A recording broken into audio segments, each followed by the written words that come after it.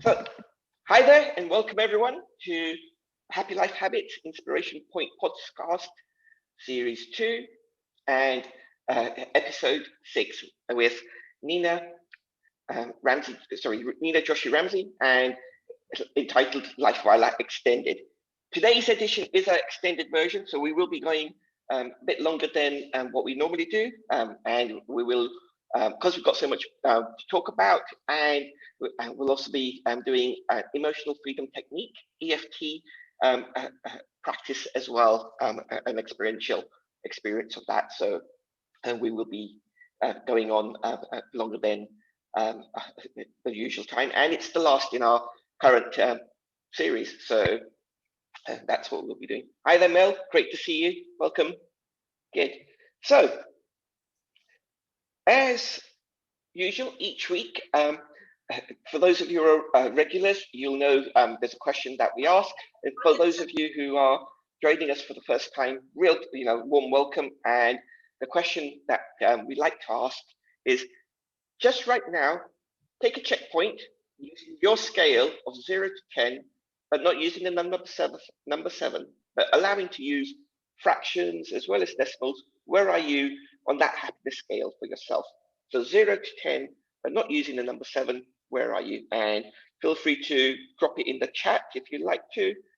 And the purpose of this is, it's really just there as a checkpoint for us to see where we are at this point in time. It's not to compare our number with anyone else's, because our scale is different from everyone else's.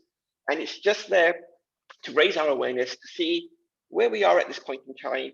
And then if we choose to, then we can use some of the things that Happy Life Habit shares to increase our happiness and well-being levels. So that's the purpose of this. And at the end of the session, I will ask you again, everyone, what your numbers are. So please, keep in mind what you currently put. We'll ask at the end, and we'll do a little poll as well, just to see how those compare. So that is the plan. So the ground rules are: the session is being recorded. We ask you to keep your mobiles on silent for the duration. If you can stay on mute, that'd be wonderful. When the interviews process is happening, if you could keep your videos off. But at the Q&A, we welcome you to have your videos on, ask questions, and you can ask those via chat or just pressing the spacebar, coming off mute and asking the questions. And also during when we do the emotional freedom technique experience, you can have your videos on during then as well. So a quick introduction. I'm Shailen Shah. I'm a happiness coach, speaker and trainer, trained in the science of happiness, and through Happy Life Habits, positively impacting happiness and well-being levels. And in regards to that, I've had some really good news recently, where someone from our Happy Life Habits community, and who's been on the training courses that we've offered, and will be a guest in series 3, Mary. She shared this little bit of information about me and put me forward for the World Happiness Awards. So that took me by surprise and really warmed my heart, and really pleased that people feel I'm making a difference, and that she's put me forward for this nomination. And thank you all, those who've voted, and information's on the website. You can vote, and you can actually vote multiple times over different days. So it's not a one-time vote, but just being nominated has really made my year, and really pleased with that. So thank you so much for that. So Inspiration Point Podcast is a project of Happy Life Habits, and it's about inspiring positive, extraordinary people, sharing their journey, their challenges, and turning points, their daily habits and learning through personal development, happiness, and spirituality.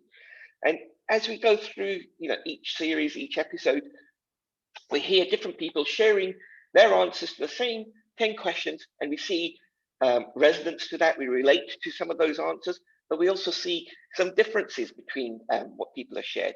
And that gives us inspiration and hope and optimism to face the challenges we face on a regular basis and keep moving on. And the questions we tend to ask are, what makes you happy? What are you currently doing that inspires you? What's been your journey, turning points, challenges? What are some of your habits and routines, favorite quotes, favorite book, and so forth? Really grateful for Balance Consultancy sponsoring this whole series, all 6 episodes they've sponsored. So really grateful for their support in this. And that series of 6 has started with Mel Bryan. She's with us this evening, and there was a connection between her and Nina, which we weren't aware of when we put the series together.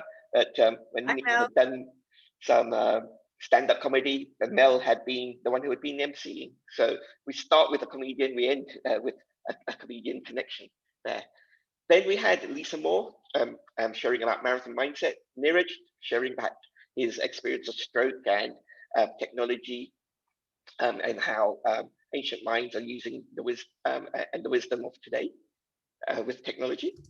We had Selena, exalted mediator, and then last week we had Dr. Ajay, Neeraj's brother, my cousin as well, superhero doctor. And as I mentioned previously, we have Anju Shah on the call, and she will be the first of our series 3. She is the mother of Ajay and Neeraj. Will share her story of growing up in Kenya, meeting her husband to be, and after a week choosing to get married, and at the age of 45 when her husband passed away, the journey that's occurred there, and lots of the amazing things she's done and created to support herself and the children and the community.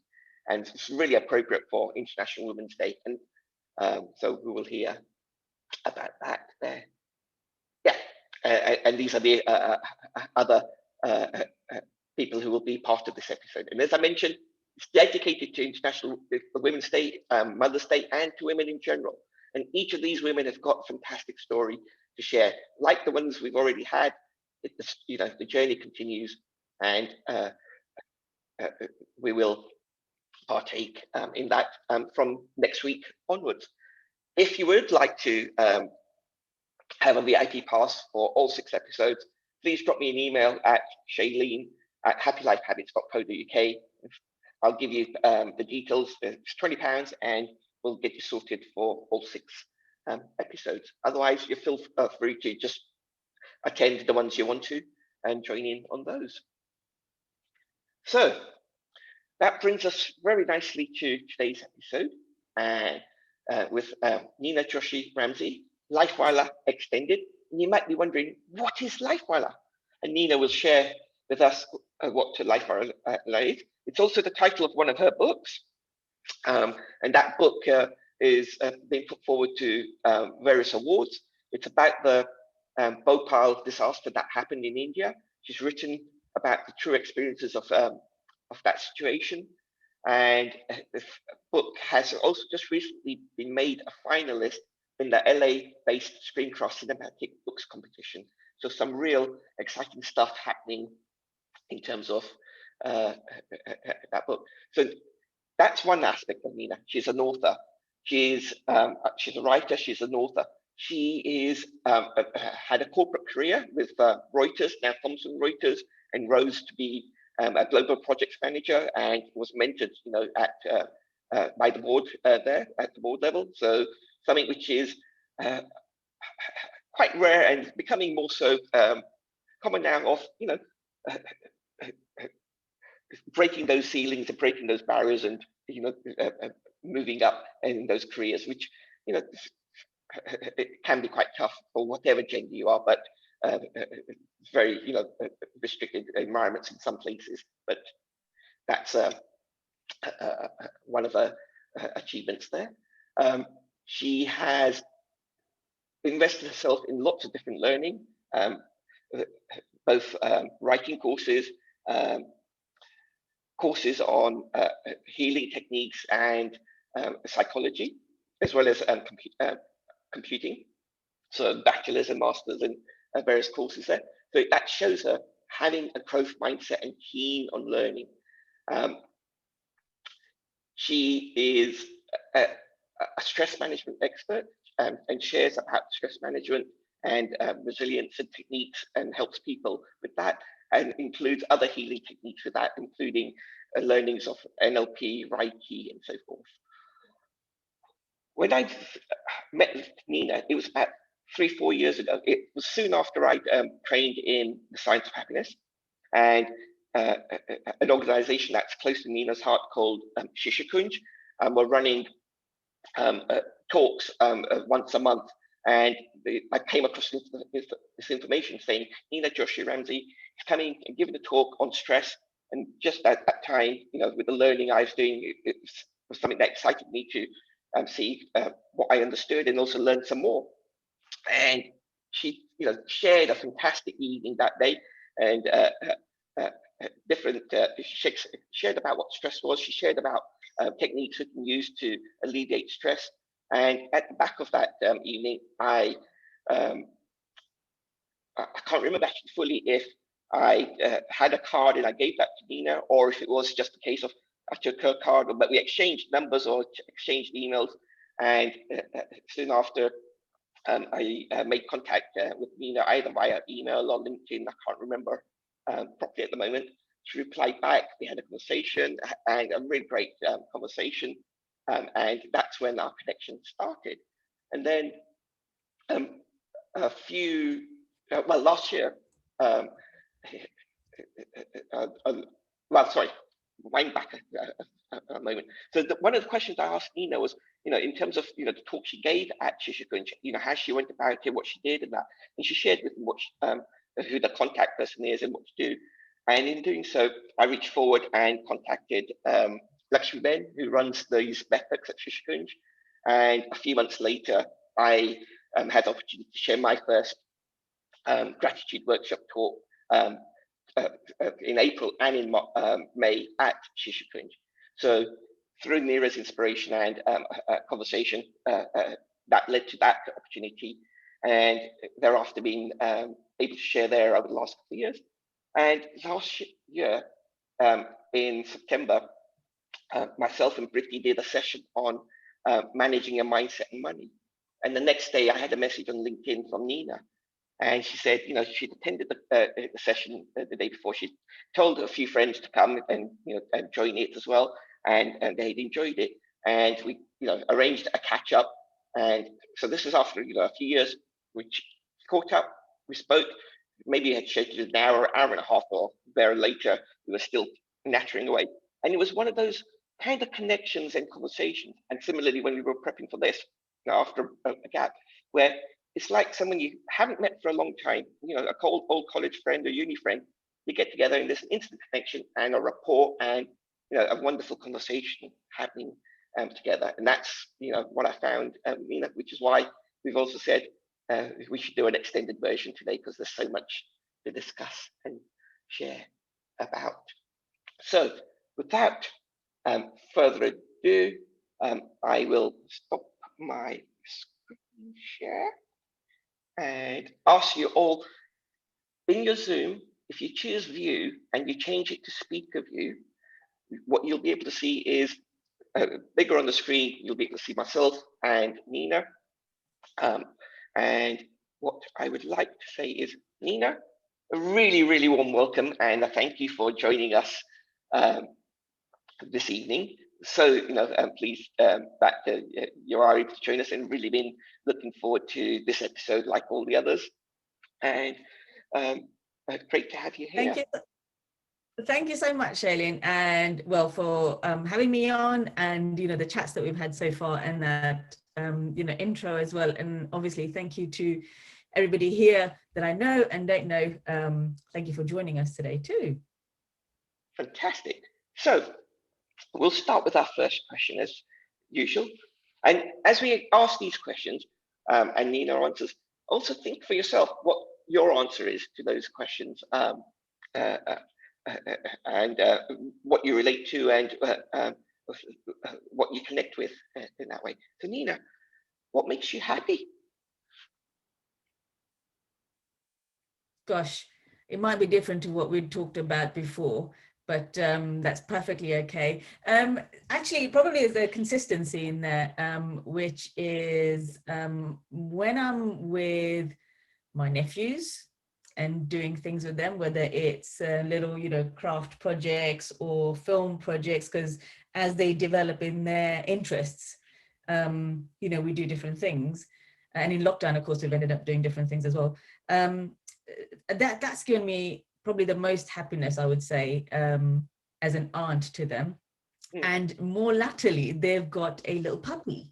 So he's been adding to that sort of joy. So I went for a doggy date with them recently, with my sister. And I think the puppy must be about 9 weeks now, but in any case, I don't know exactly how old he is, but he's got the joy of a youngster where everything is new, every little thing is to be explored, and there's bounding energy no matter where he's going to. So and it reminds me of the energy that I used to connect to so well when my nephews were young, and since then how that's developed. So that's what I would say is generally the answer for that. And I love the normal things that we've talked about, walking. I love doing the EFT sessions at the moment. I'm doing some open group sessions at the moment, and just see how people are that I would say make me most happy. Fantastic. The other one that you had shared with us was laughing with friends and fellow comedians and making fools of yourselves and to make people laugh. So. Oh yeah, and Mel will know that's like a constant. But yes, yes, yeah. And well, I'm also doing something. I'm writing something with the comedian that I met on one of the workshops. So and we do, writing involves a lot of hard work as well, but also we do have a laugh together, and who doesn't need a laugh around this time, right? So yes, no, that's definitely one of those up there. I probably take it too much for granted as well, though, because we laugh a lot, and at home as well, taking the mickey out of each other, and sometimes actively having to do so because, well, there's only me and Graham at home to take the mickey out of. So yeah, there's a bit of that as well, that I think during lockdown we all need, taking life a little bit lightly if you can. Well, not just during lockdown, I think just in general, be able to laugh at ourselves and laugh out loud and see something, whether it's a Calvin Hobbes comic strip or watching something on TV, that laughter is important and helps them get the happy chemicals released. I think, yep, you're back.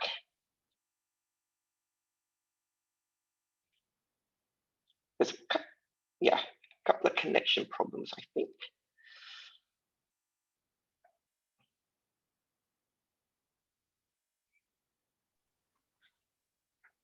Okay, you're back. Brilliant. So that sorry about that. I've got no idea what happened. Not to worry. Not to worry. What are you currently doing that inspires you? So the EFT sessions, I think, have been really inspirational because I generally because it's a group session that I'm doing, and I started during the pandemic. I don't for their own niggle, if they may have one, without naming what it is, and how the subconscious mind that's engaged in that from their side shifts things anyway. So by the end of the session, and they're normally about hour and a quarter, we'll have a chat, a little bit of feedback about it. And sometimes people will send me, notes afterwards, or we'll have a chat afterwards, and to see how much and how many different things can shift with just one generic umbrella theme. I'm also doing, some writing, which in the sense of writing includes working with characters, right? And characters reflect people. And so you are thinking a lot and reflecting a lot on life and a lot on what's happening around the world. And around your world. So I would say probably my writing and my EFT at the moment is, and I've literally just been doing that all day. So that's also top of my mind, both of those things. I'm sure I've given you other answers as well at the times that we've spoken. But that's what jumps to mind at the moment. Yeah, no, it was those things, and you had also mentioned turning some of your meditations into videos and a collection to then be able to be shared, and that with the help of your nephew. Yes, actually, yes. Of the two of them are already on my website, and he had actually heard.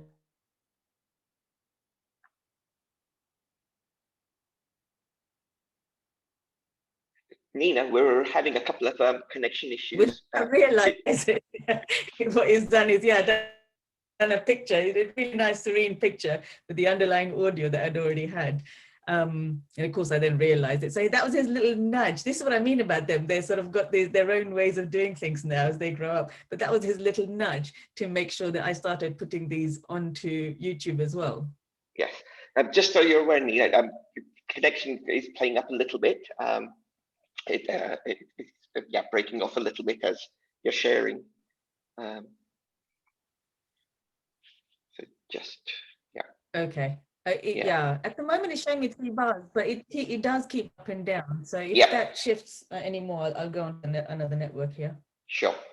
So, okay, so what we've got, the things that are inspiring you is the emotional freedom technique, and we'll explain what that is a little bit later and the benefits of it. The writing, and you're writing a sitcom, if I remember you mentioning, and the project with your, that your nephew's doing of putting, and the project your nephew's doing of putting some of your audios onto the website. Yeah. Did you want to say something about the sitcom? I was going to say, sorry. So we're pitching one. So this, so I'm doing 2 different things. One with the comedian that I talked about that I met at the workshop. So we're pitching one at the, well, I say we're pitching one. Generally, the way it works is a pitch treatment and a pilot, and then see either through competitions or chatting to people in the network if they'd have a read.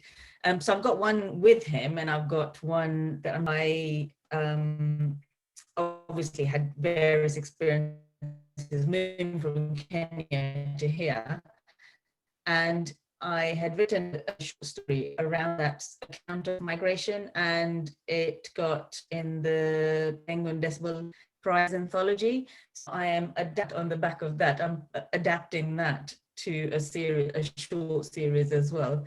So I'm just writing the pilot for that at the moment too. Okay, no, great, thank you. I think it might be worth, if you are able to switch to your other network, I think it might be worth doing that as we go on to the next few questions.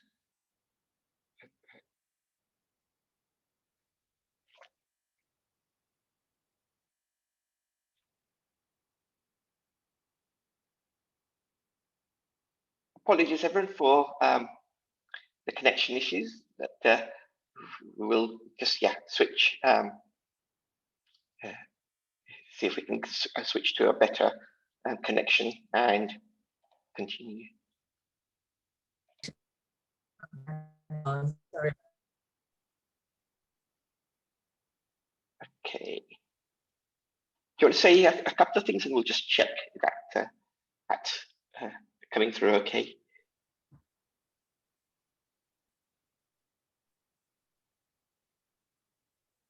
Sorry, I missed that. If you'd ask me a question. Yeah, no, I was just saying, do you want to say sound had dropped. I can hear you now. I can hear you now. Okay, good. So I was just going to say, if you want to say a couple of things again, we'll just check that it's coming through okay. So yeah, if you just share a little bit about. Oh yeah. Okay. About the sitcom.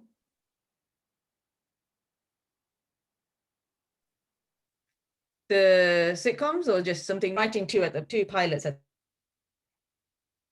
and pigments. And the way it works is you write those two and see if shop them around or send them to competitions and see picking it up. So I'm doing one with a comedian co-writer, and I'm doing one myself. And the one that I'm doing myself is based on from a migration account that I'd written for my story from migrating from Kenya to here. And that had one place in the Penguin Decibel Anthology Prize. Okay, brilliant. Thank you. So that brings us nicely to... I don't know if that's come through at all okay or not. It came through better than the one before. It was still a couple of points where it was a bit patchy, but overall it was better. Yeah. So, and that brings us nicely to really, yeah, what's been your journey, some of your challenges and major turning points. So you just mentioned, migrated from Kenya to here, but if you, want to share what your journey's been and some of the major turning points and how did you face some of those challenges? Yeah, sure. So, like I said, we came from Kenya, and of course, there, as we've already spoken about, people like Prasid, who were there in Shishkunj with us. That was something that was not anticipated for us to move from there to here. But the '82 coup happened, and our family was caught in the middle during the shooting because we were in town where my dad's college was. And the shooting was between the fire station and the police station. So there was that, and one of our windows got a bullet through it. And there was an attempted, so they failed at the coup. There was a lot of violence afterwards. So there was quite a bloody aftermath afterwards. That night as well, and the day after, there's lots of looting and bloodshed because the military had been called out, the police had been called out. So, obviously all of that is quite concerning for anybody who's going to be living there, but also anybody who sees that. So my parents had decided that we would move here, and they were both British overseas citizens, having lived here for a while as well. My mum's family was already here, like my grandfather and my aunts and uncles were already here. And my dad had taught here actually when I was born, because I was actually born here and then went there after a few months. My parents used to be, they moved around a lot actually, itinerant sort of career life. So my brother was born in Germany, my older sister was born in Libya, I was born in London, and my younger sister in Kenya. So they built, the sort of life over there. But coming from there to here, one, I think that there was a little bit of, for me, I can speak for myself personally, a bit of trauma around seeing what had happened around the coup time, but also getting over that, because they're still quite young, getting over the idea of, okay, it's not safe in the way that it used to be for us, in town at least. But I do think it was spread out as well, that kind of concern for safety. But then leaving all my friends, because by the time we came here, I was 13. So leaving all my friends and having to build a whole new friend circle. In fact, the episode that I was writing today was around the idea of coming in and trying to infiltrate a friend circle. We all know what that's like when you start a school, if you haven't started with the circle. So there's that kind of, general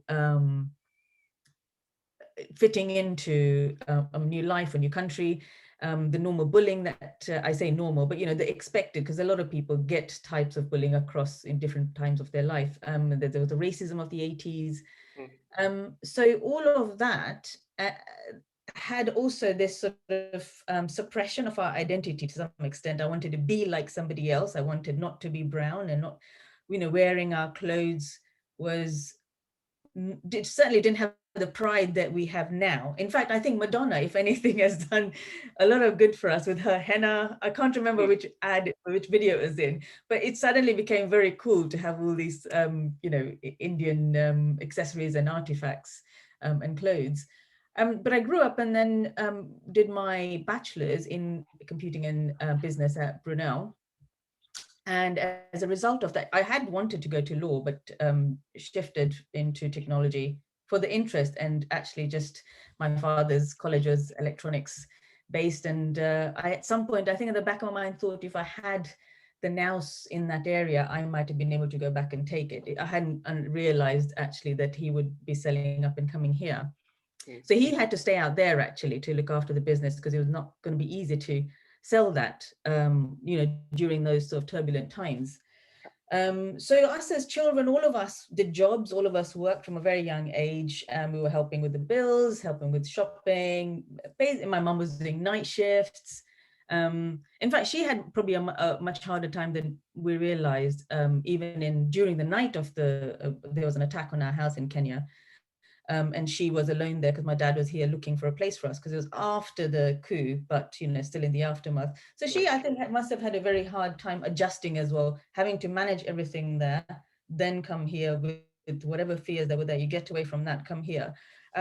But she used to run a college there, and here, like we hear about many stories, migrants who come here, you've got to take whatever jobs are available. So she did two or three different jobs, sometimes together, night shift, morning shift.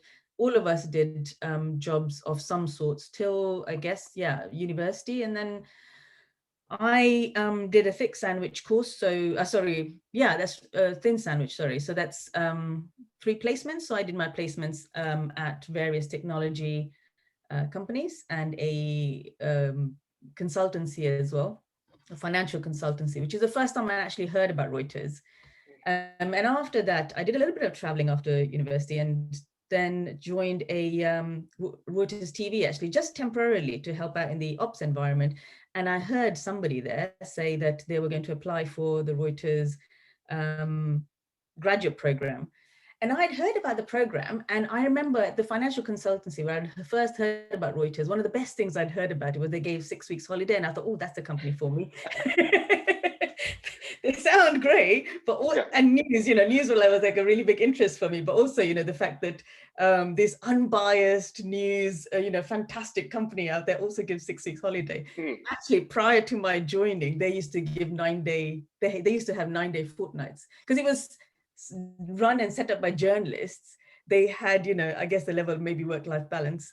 But in any case, I remember at the time talking to my manager about applying. So this was at the financial consultancy, and he said he had a first from somewhere, and he said if he had a first and he couldn't get onto the scheme, there was little chance that I would. And so the first time around, I just left it. I thought, okay, maybe that's true. Maybe they do go on the class of the degree. Second time around, when I saw it at this Reuters TV where I was working, this guy who was working with me, and again, he was doing a filler job as well. I thought, why not? He had the kind of, not even courage, it was almost like, it was the kind of unquestioning, but not in an arrogant way at all, unquestioning trial. Why not give it a go? Yeah. So I did give it a go, and I then went on to a bank, really tough job in a bank for a little while. And during that time, and hardly any sleep or even rest days in the bank, but during that time, the graduate thing came through, the offer came through. So in between, I'd gone for I can't remember, it was two sets of 2 days worth of interview and presentations and, whatever games that they have in those sorts of interviews. Which was actually really good fun as well. So it was good to have met people there. It was good to have met some of the other applicants there as well, a lot of who I then saw afterwards. But in any case, I'm going a little bit back and forth in time, because this is how they're connected in my mind. When I got the offer from Reuters and I was working at the bank, I'd already also got another offer from the bank, partly because I was generally a hard worker and a logical thinker. So everything that I had recommended, everything that I'd done, obviously they were happy enough with. So they'd upped their offer, and they'd upped their, I think banks give you mortgages, etc., as well, so all the benefits as well. But the one thing they couldn't do was match, the time out have. They couldn't match the 6 weeks. It was an American bank as well. But equally with Reuters, there was a guarantee in the first 2 years of that graduate scheme, they would have one of the placements abroad. So for me, it was just, travel was one of the main things, but also being exposed to other people and working in other countries. It was like huge bonus for me. So I took the drop-in salary and went there instead to start off, a career that I thought eventually, using all the skills from all the placements, that would eventually do me good. So I think you know, I think it could easily have been a decision based on just monetary value. And I think at the time, normally I say don't make a decision if you're under stress, because you're in an altered state of mind. You've got all these chemicals running around in your brain and body. So give it some time. That particular one, I think I was running from something, but it was the exhaustion from the bank that I was running for.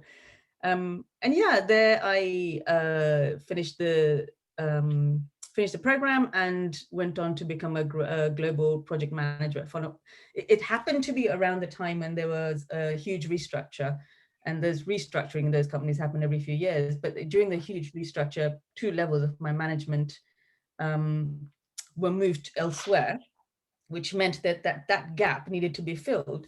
And it just so happened that the project that I was on and almost an underling on had been left without the 2 levels. And in fact, it had quite a critical deadline, and for 50 of our biggest clients. So I think they were waiting to find somebody who would be appropriate, who had, you know, the knowledge, who had the nows and the whatever they needed, the gravitas, I guess, to take that forward, because it was both client side and operational internal center side. And because it took them some time, I was growing into the job. I needed to go to all of the meetings. So I used to be just taking meeting minutes. And it then became, I'll go back and get some answers from development teams or from customer services, from ops. And it slowly grew into the jobs. And it just happened that I then took over those roles. And so then I became the project manager for that, which eventually, because it went really well, actually, I was working with centers in Chicago, here, New York, Geneva, and Hong Kong mostly, and Singapore. But it meant that I won my way of working was across time zones and cultures. I started to know how to liaise with people as well and to get things done, because everything was learning on the job. And then so as it went well, I applied for a subsidiary role, as a role in a subsidiary, which was for a trading systems company within Reuters, or that company Reuters had just bought. And I eventually grew there into the head of global projects, which again exposed me to the client side, to the ops side as well. And as a subsidiary, it was smaller than the big company that I'd come from the massive parent company that I'd come from. So you did a lot of different roles as well. And I was exposed to a lot more as well.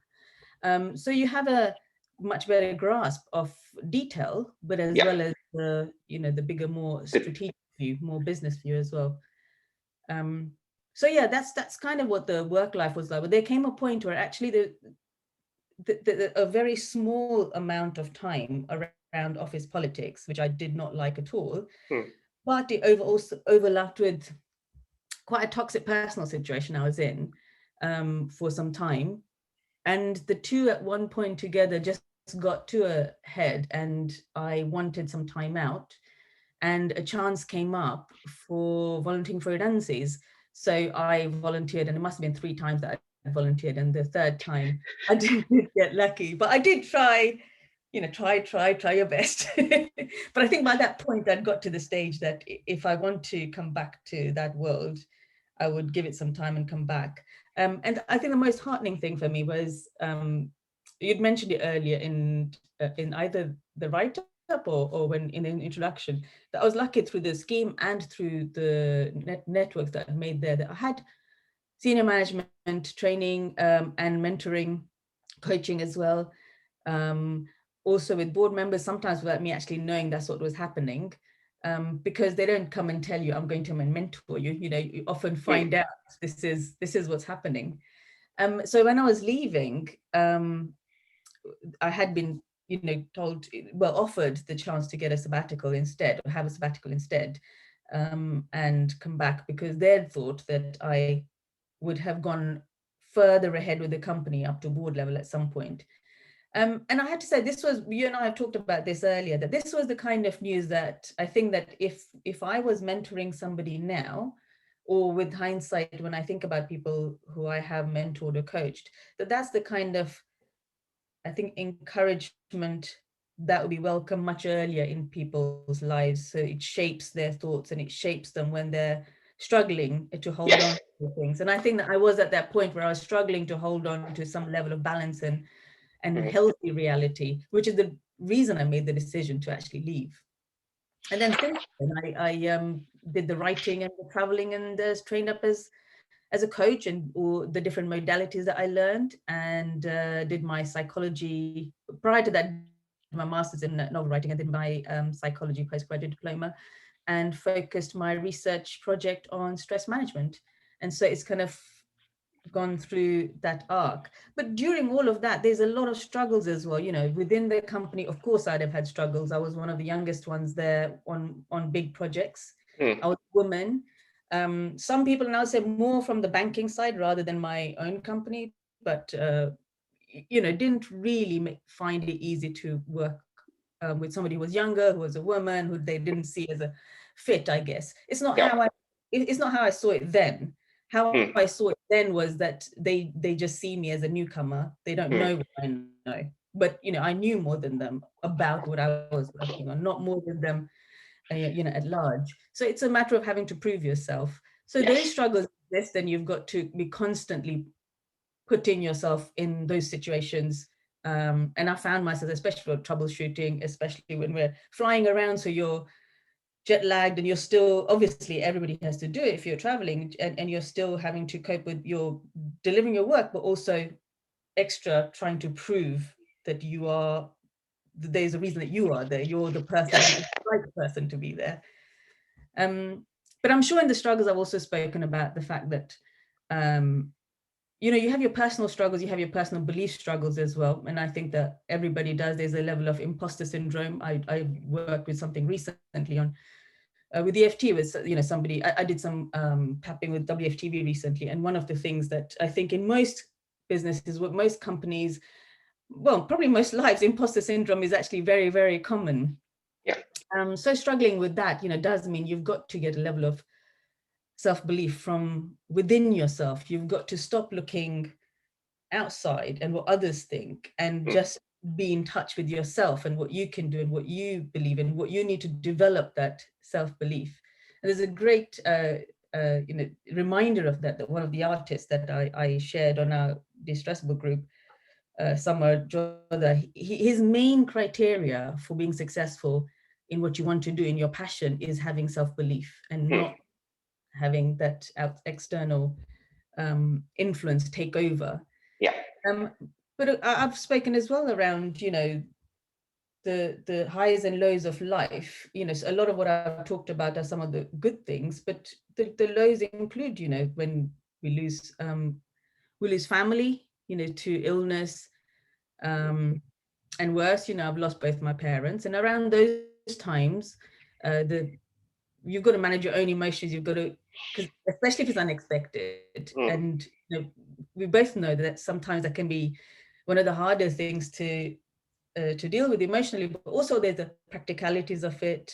Mm. There is the management of things afterwards, and the toll it takes. It's a huge. I felt probably burnt out a few times through all of that period I've been talking about, from, you know, from work to you know, personally taking on board this different role I'd taken on from a corporate role, and trying to justify to myself whether I'd made the right decision or not, and then finding something that worked in the Yeah. way that I wanted it to. Then you find, you know, there's another dip, and you've got to work with you know, huge difficult and emotional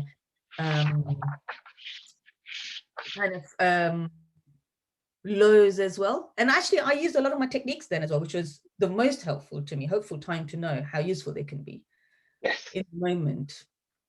So actually, yeah, that probably is a good time to maybe, yeah, touch into your daily habits and routines that support you. So um, what do you do on a regular basis which keeps you topped up, and what are some of these techniques? So at the moment I'm doing walking. That's one of my regular habits that I do.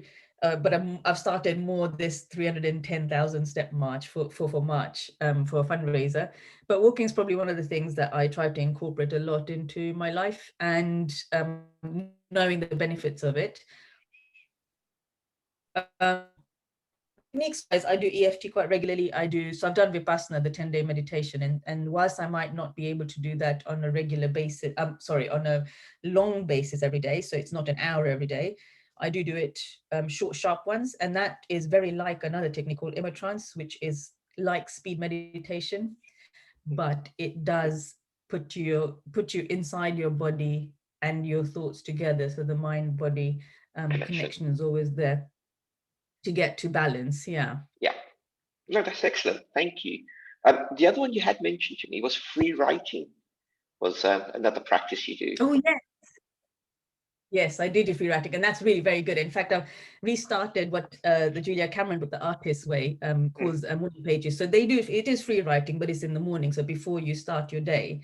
And the reason she explains it's important to do it in the morning is so that if you've got anything that's cropped up in the night, just get it all out, and then you start the day. You're over that hurdle. Sorry, go. Yeah, I think Nick Williams, our very first series, very first episode, also mentioned Julia Cameron, The Artist's Way, and he also mentioned he does, free writing first thing in the morning, just, stream of consciousness, just, writing down 3 pages or whatever, and then just gets rid of those pages. Yeah, it's like a meditation. It's a bit like Vipassana, except it's writing. And I think that the writing part of it slows your thinking down sufficiently. It does become meditative because you're observing the thoughts. Brilliant. Okay, that's good. The next question we have is, what's one of your favorite quotes? And well, I was telling you earlier, wasn't I, that I hadn't, when we talked about it, I hadn't had one, because I don't think I have a favorite quote as such, but I have different favorites of the day or favorites of the moment. And I was sharing earlier that one of my favorites recently has been this, and partly because of social media, partly because of what we just talked about in terms of self-belief as well. It's one by Rumi, and it says, it goes, half of life is lost in charming others. The other half is lost going through anxieties caused by others. Leave this play, you have played enough. And I love that quote. And I don't think other people can cause anxiety apart from the perceptions that we have. So if we accept their point of view or their perspective as being real, then it makes a difference versus, okay, that's their point of view and I have a different point of view. But that goes hand in hand with self-belief. Yeah. No, Rumi I absolutely love, and so many of his quotes really, hit home. And just as you're sharing, one that reminded me was one which I shared on the Facebook group earlier this week, and it's something along the lines of, everyone will taste death, but very few will taste life, which I thought was very powerful. Where everyone is going to taste death, but those very few will taste life, and that is a great one to reflect on what does it mean to taste life, and that which I think actually this wasn't even planned. It's a nice segue into what does Lifewalla mean, and to you, if you want to expand on what you shared about what Lifewalla is, and then we can talk about the book as well. Okay. I'm just going to quickly go on the one that we did before just now, when I talked about, how much life is lost in others versus us. I wanted to say that the relationship I'd made with that one on the group as well was about social media, because I think there's such a huge mental health impact. How many likes have people got, how many not, what does it actually mean, etc. But so much wasted. Yes. Lifewalla. Actually, it's interesting the title of this, because you saw something in it probably that was new to me. So that was always interesting. That was also interesting to hear. I think it's somebody who makes the most of what life can offer, and I think it's a very, very generalized way of looking at things, and a very possibly innocent way of looking at things or naive way of looking at things, because sometimes life has got so little to offer some people, you know, and I'm not doubtful of the fact that it is very difficult for people to make the most of life. Circumstances are very difficult as well. Mm. But my view on that was about seeing every opportunity there is to engage with different parts of life. Um, when we were talking about it, in terms of the book, Lifewalla was about somebody who has lost. So it's a survivor story, and it's an amalgamated survivor story because it's not about a particular person, but it is inspired by the survivors of the Bhopal gas disaster. Some who I met, some who I read about, some who I'd seen interviews about, excuse me. And the amalgamated view of what they are almost, and again, this is an amalgamated perspective when I present it, what they are almost forced into doing because a tragedy has occurred. There is no easy way to come out of that. Some of them lost their lives, and the survivors are left to deal with the loss of that, the trauma of that, the toll on their own health. And there's nobody out there who's got life. There's no person or entity who's going to give it to them. I mean, people do believe, obviously, if they believe in God, they may feel that one-way process does happen. But it's about whether there's a possibility of taking what there is and engaging with what there is now in the present to be able to you know, live the life that is left. Yeah. Yeah. So some sense of acceptance and moving forward. Yes, I mean, I don't even know whether it's acceptance or somehow coming to some terms, because you can't come to easy terms with a loss like that. And I'm not speaking for anybody else when I say this as well. It's my own perspective of what I think helps me move forward. Is, you know, coming to terms and having some sort of resolution with what I've felt. And that's a hard thing to do as well. It's a big word. You can't have resolution with everything at the same time either. Yeah. Okay, fantastic. So just as a reminder for everyone's context, so this is a book that Nina's written about the Bhopal disaster, which happened in 1984 in Bhopal, India.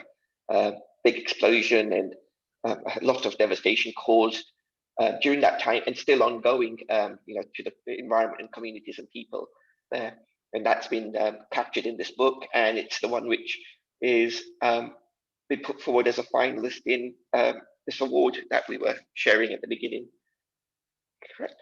Yeah, the Screencraft Cinematic Book competition. So we'll see, you know, fingers crossed. I think that just the quick background that you had mentioned that I share is that when the book was launched, there was a festival, Bollywood Fever Festival, who gave the platform for the launch. It was a fantastic platform for that. And there was a film that was launched at the time as well, similarly for same subject, Bhopal, A Prayer for Rain. And then Bhopal Medical Appeal came and did all the, you know, handling for the fundraiser, and all the signed copies raised a lot of money. You know, people were paying £30 per book, but because it was going to the survivors clinic. So it was used for raising funds, but also for raising awareness. So people who didn't know about it during the talk thereafterwards learned about it. From the film, they learned about it. And also since then, readers have come back to me, a lot of them, especially younger ones who didn't know about it, or if they're not aware of, you know, what happened in India at the time, we'll be talking about it and encouraging other people to read as well. So if this does turn out to be something that can be taken forward into either, you know, a film or a TV series, which raises awareness, not only of that, but it also of disasters and the trauma that disasters can wreak, then, you know, that's a good thing to know that happens in the world and people need our support. Fantastic. Talking of which then leads us on to what is an achievement that you are proud of. And this one, you know, blew me away when you were sharing regarding the Nepal earthquake. You want to share that story? I'll share it very quickly because I'm conscious of time as well. I think I Yeah. spoke so much in the middle. So the Nepal earthquake, when it happened, I had no real experience in anything other than wanting to help. So I had found out that there was an organization called Standby Task Force, and that they were taking on people who could do some digital help, digital work to locate survivors. And I signed up for them. And the way that they were doing it was using whether it was social media, people, for example, family members saying so-and-so is missing. This is the kind of area that they were in. Either there would be tour companies who were giving their manifests of people who were missing, or tour leaders who, and also identifying who might have had satellite phones, all sorts of areas where there was a digital footprint of the survivors, because that valley, the Langtang Valley, is so massive that after an earthquake, and also depending on where the earthquake had actually impacted, trying to find, what would be the minuscule human forms in there was one of the hardest things, but also finding out from some of the stats that the first few hours and first few day or two are the most urgent to get people out before the other tremors come. And also because where they were, the cold, how much food they might have had or not, water. So all of those urgencies. I actually started in first trying to help. There were 100 climbers, I think, British climbers possibly as well. But in any case, it was a tourist group, 100 climbers, and then run out of water. So that was the first aim of trying to locate exactly where they were. And I saw once they had been taken out, I wasn't involved too much in that other than trying to find where they were, that this was possible. And so we started finding people around Twitter, around the social media. And I was laughing with you earlier about how that was the first time I used Twitter so helpfully. We started finding just messages around, and it was literally, in the same way as a valley is big, social media and the digital world, internet is so huge, where people are putting messages. You've got to find where they are. What you could do is, one, find messages that people have left around where they are, whether they're a survivor or not, what landmarks they're near, where they, if they've got a satellite phone, where the coordinates are for that. And if it's something like Twitter, sometimes those the messages can have the GPS locations as well. Yeah. So having put those in, I came back a few hours later of a group that I had found and put it in, and saw that they still hadn't been picked up, and realized the reason they hadn't been was because Nepal is quite new to, as a developing country, quite new to this kind of emergency service management. And so there wasn't the link up between the pickups and the provision of information. And there has to be contractual issues on who uses the information, etc. And in that period, what I'd also started seeing was that since the information was being gathered and just sitting there, was there somebody who was able to pick? And I don't know how we matched up, but somebody who was working with the Indian Army and their helicopters, and who are very used to using their helicopters for search and rescue, were looking for where the survivors might be. So linking up with him just meant that without having gone through the organizations, we were able to start organizing. He was coordinating, using our information, he was coordinating the rescues with the Indian Army helicopters. And so and somebody else who was then coordinating all the numbers of tourists who were left, the survivors who were still out there, we linked up and got huge numbers of people into this the search rescue list. And I can't remember how many were done, but over the period of 4 or 5, 6 days, which were the emergency amounts. And after that, we did, I came clean to the head of the organization that I was with, Standby Task Force. This is what we ended up doing. I'm sure they had seen at that time as well, but they were busy with other Red Cross, etc., or other emergency services as well. They were completely happy with the fact that we'd gone directly and linked up directly, because it had led to obviously lives being saved, hopefully, more rescues being done, and also a method that they could just follow through without having to have any hurdles. So yeah, big lesson to me about just having the intention of the rescues meant you try the areas that actually work. Fantastic. So that was a case of where there wasn't a set process, and you found a way. You've had survivors on one side, you had people who wanted to rescue on the other, and you helped marry the two together. And yeah, help marry the two together, and also not wait for red tape or bureaucracy or official protocols and so forth to slow down the process. Yeah, and I have to say that I think that that came from also my previous work places, because that was very common. There's red tape everywhere, but it was very common to actually find what needed to get done and see the fastest way to get there and see what was necessary to actually, the approvals that were needed. And if they weren't needed, do it first and apologize later almost. I don't like using that normally. But having already had confidence that it works, and in this sort of thing, obviously there's more of an urgency. Yeah, fantastic. Thank you for that. And that, yeah, amazing story and great result. So that leads us on to the last few questions. So what's one of your favorite books and why? So A Fine Balance by Rohinton Mistry. And I think that that was probably one of the first ones that really inspired me to write in the way that I did, and the kind of lives that I started together for Lifewalla, because I think the exposure to a spectrum of life. I'd been to India before, but I hadn't really understood India in the way that I had, having been there and read that book.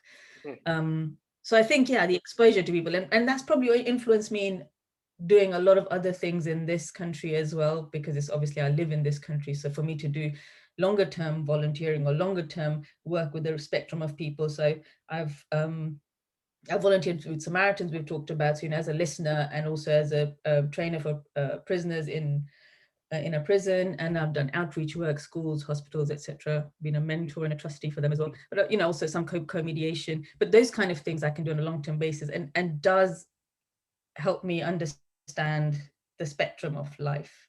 Yeah. And people who, the kind of things that people who have to, go through very, very different and difficult circumstances to each other. No, thank you. Thank you for that.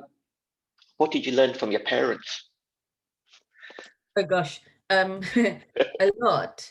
But this is again something that I've shared recently, that in fact, again, Summer had written as well. It's about his own father. And I would say that that made me think a lot about my parents, and that how sometimes we lose sight of how, and this is something you're very good at, seeing the little things in life and how they can contribute, rather than the big. We get lost in the big ambitions and the big, miracle sort of cures to our happiness. But actually, working hard. My mom and dad both worked very hard, but my mom also was somebody who always said, try, what's wrong in giving it a go. And this is the sort of, feel the fear and do it anyway type of person. I would say she lived that life, and probably my dad as well. But I think in general, yeah, the being honest and, to our own realities, to our own difficulties and sadnesses, is hard to do, because we don't want to bring ourselves down.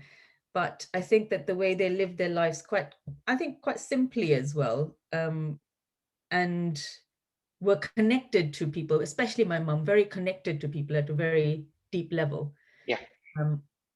It wasn't then about the big fanfare. It was about, you could pick up the phone to her and that she'd have a laugh, she'd make you laugh, all of the good things, the relationships in life that mattered. Yeah, no, so much. Those are so important, the connections and relationships. And it touches upon, the final kind of question: who or what are your inspirers? And again, you had mentioned parents here, and family who worked against adversity, and successful friends who heads haven't been turned up. Do you want to just touch upon that one? Which one was the last one? Sorry, I can't. Successful friends whose heads haven't been turned up. So I think people who are still grounded and humble, having risen some form of success. Yes, and I think we all know people on probably both ends of the spectrum who are, either incredibly successful and have lost to some extent that connection with their friends maybe, or other people, and other people who are incredibly successful, but the smile and the friendliness, and it's exactly the same as it was before the success. And I think that I've seen those two as really good, as as in like those two types of connections and management of success as lessons. Yeah, This no, is that's another way great. to live. I'll share a quick story on this. I think I may have shared this with you when we were speaking before, and it's a story that Simon Sinek, the author of um, the Golden Circle and Begin with Why, as well as a whole bunch of other books, The Infinite Game. He shared this story where, and there was I think a senior general who had gone to a conference and was given a speech, and so he came up to the platform and had a plastic styrofoam cup in his hand with coffee in it, and about to give his speech. And he basically put his script away and he said, I was at this conference last year, and at that time, I was the general of XYZ or whatever, and I'd been flown business class to the airport here, been picked up at the airport, driven to the hotel, welcomed at at the 5-star hotel, welcomed in, had a car that brought me here the next day, and a really nice porcelain cup for my coffee when I came to the conference last year and gave a speech.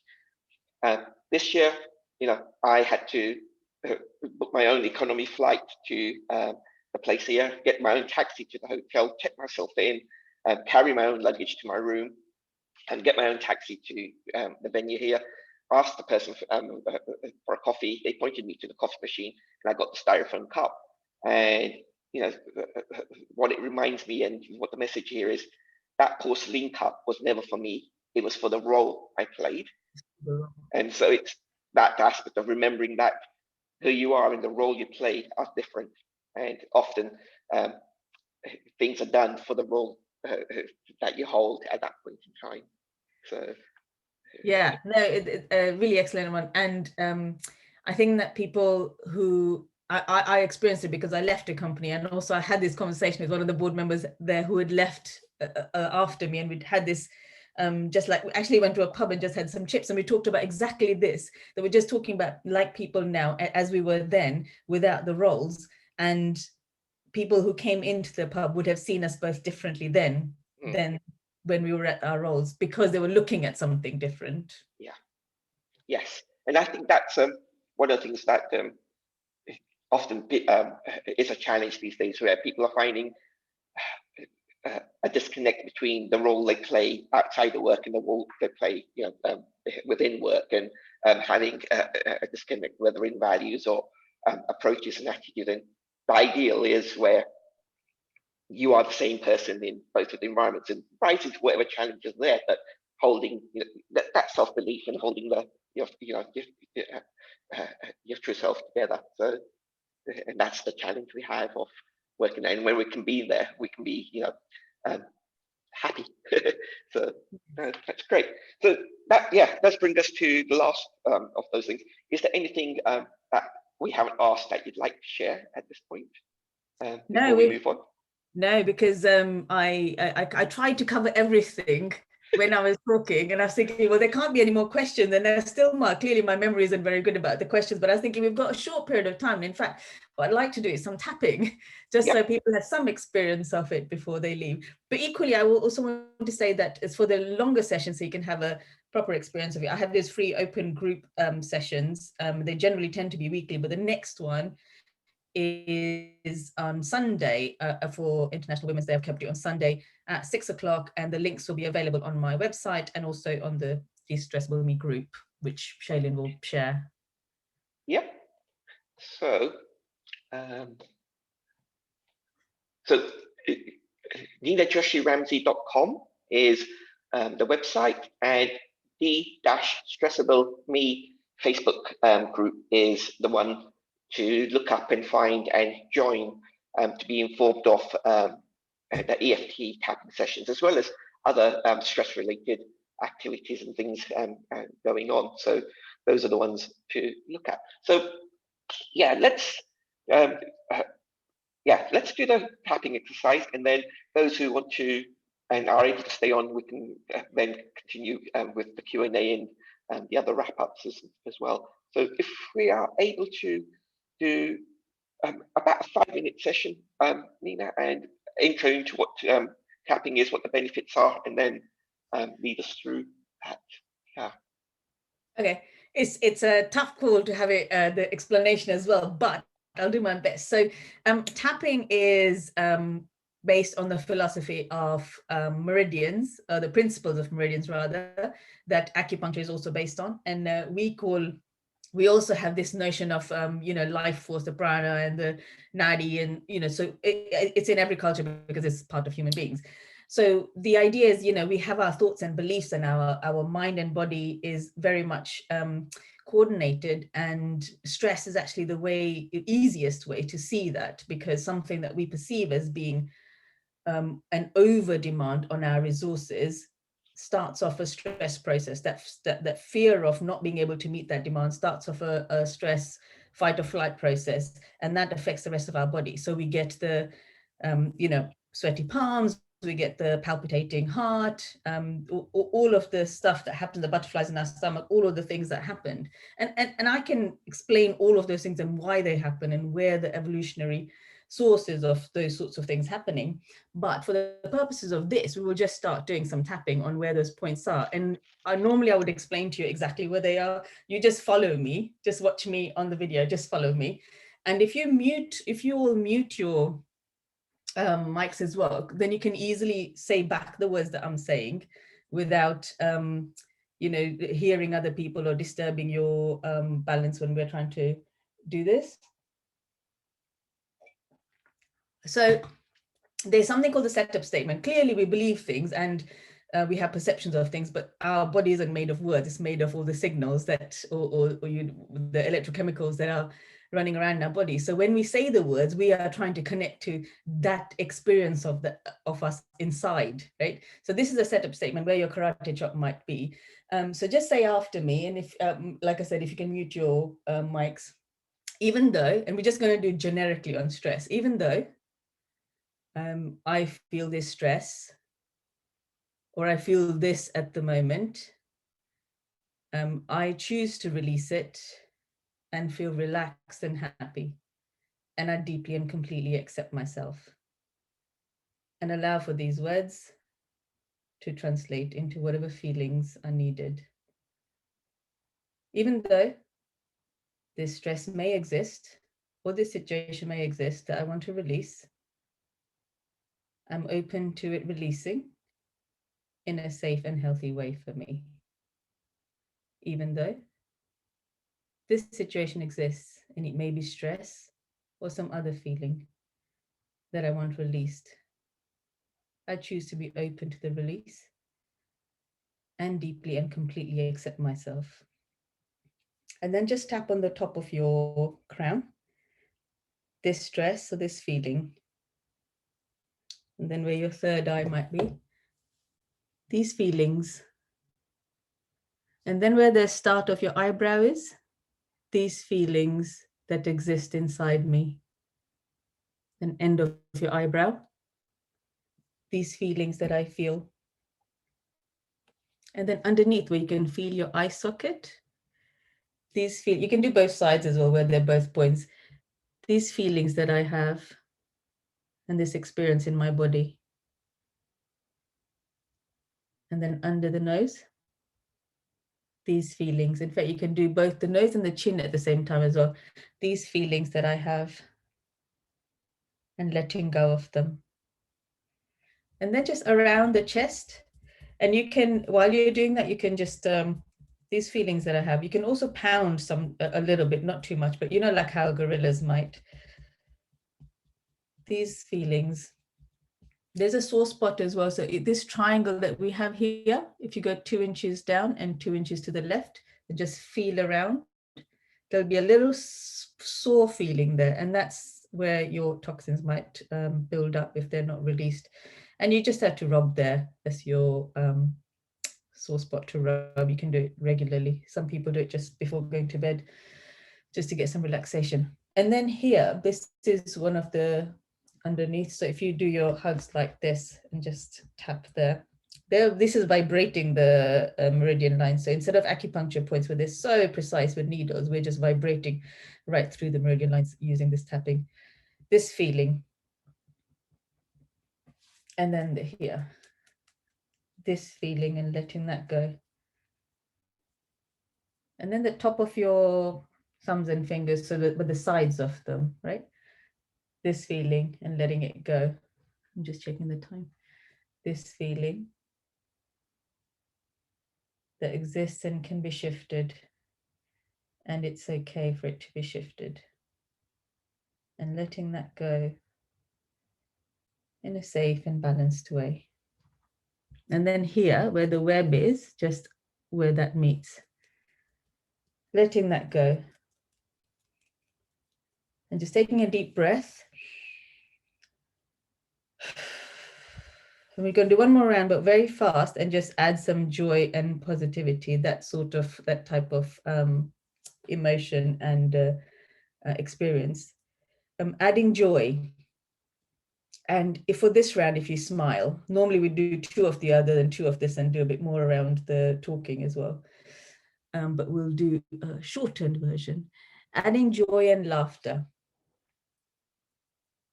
And then your beginning of your eyebrow points, adding joy and smiles and laughter. And see if you can smile for all of this round. And then end of your eyebrows, adding joy and smile and laughter and magic. And then under the eyes, adding joy and laughter and smiles and magic and sparkles. And these 2, magic and sparkles with joy and laughter and happiness. And then just sprinkling here, adding joy and happiness and laughter and magic and sparkles. And underarms, adding joy and laughter and magic and sparkles. Just having happiness in my life, joy at this time, laughter, magic, and sparkles all around and all inside me. Okay, and just deep breath.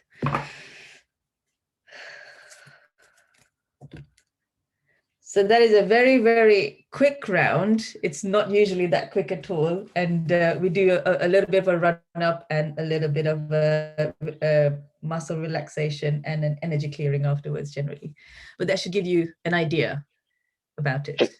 Fantastic. No, thank you. And yeah, stuff I've been coming across recently has been talking a lot about many of the ailments we have or diseases, and these kind of things manifest from blocked emotions or toxins, in the body, and helping to get those released and flowing is an important aspect. So great, I feel good. Thank you on that. What we will do is, if in the chat, if you want to just share how you found that would be great. And we will just take a few more minutes to share a few more things, and then have a couple of questions come through as well. So I'm sharing my, so Nina, again, thank you so much for joining and sharing the journeys and the stories today, and for taking us through this brief intro into EFT technique or EFT practice. I'd like to say, thanks again to Balance Consultancy for sponsoring this series, as well as this following series starting next week. And as I mentioned, it's dedicated to women. And Anju auntie, my auntie, is coming on next week, and she shares about her journey from Kenya to here. As I mentioned earlier, choosing to get married after meeting my uncle for 1 week, as well as the journey of setting up a new life, creating an environment for her children to thrive and teach them culture and learn, and a focus on education, and also the various experiences and leadership aspects that she's done, including setting up, being part of the founding members of Hindu Network, Women's Hindu Network in Birmingham, and lots of other charity work as well. So very much in tune with International Women's Day, which is on Monday the 8th. This one is on Wednesday. And all the rest of the speakers following 1 week after each other from there. As I mentioned, if you're interested in a VIP pass, drop me an email. Please do it before the end of Friday, and I'll sort you out over the weekend. So we're good to go next week. And if you want to just drop in on individual sessions, you can book those from the website. The gratitude course is open for registrations for future sessions, and various ways you can get in touch with Happy Life Habits. But the key one I want to ask is, using the scale of 0 to 10, where are you right now? Take a checkpoint, see where you are. And I'm just going to bring up, I'll try and bring up, oh, let's see if we've got, no, I don't, no, I will not be able to bring up the poll that I had. So it was a very quick question on the poll. If you could just in the chat put whether your happiness levels are the same or higher or less compared to the beginning of the session, that would be great. That would be great. And if also in the chat you would like to ask any questions to Nina or myself, if you could just drop your name in or press the space bar and ask a question. We have time for 1 or 2 questions, and then we will need to bring a close to today's session. So, and if you have any feedback in terms of Inspiration Point podcast series, please let me know, and we can incorporate some of those that feedback into future sessions. Does anyone have any questions they'd like to ask?